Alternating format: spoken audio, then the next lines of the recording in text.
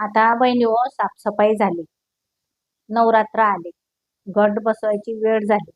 22 तारखेला आता घट बसते. तर आपल्याला म्हणजे 9 दिवसाचे उपवास असतात. 9 दिवसाचे उपवास, 9 दिवसाच्या 9 कलरच्या साड्या, त्या पण आपल्याला काढून ठेवायला लागतील. मग त्याच्यासाठी आपण काय करायला पाहिजे, मी सांगते तुम्हाला कलर. पहिल्या दिवशी आहे पांढरा, दुसऱ्या दिवशी आहे लाल, तिसऱ्या दिवशी आहे निळा, चौथ्या दिवशी आहे पिवळा, पाचव्या दिवशी आहे हिरवा, सहाव्या दिवशी आहे राखाडी, सातव्या दिवशी आहे केसरी, आठव्या दिवशी आहे मोरपंखी, नवव्या दिवशी आहे गुलाबी. तर असा बघा साड्यांचा सगळा कलर आहे. तर घरातल्या साड्या वगैरे सगळ्या अशा कलरच्या बरोबर काढून ठेवा. आणि तुम्हाला सर्वांना नवरात्रीच्या हार्दिक शुभेच्छा.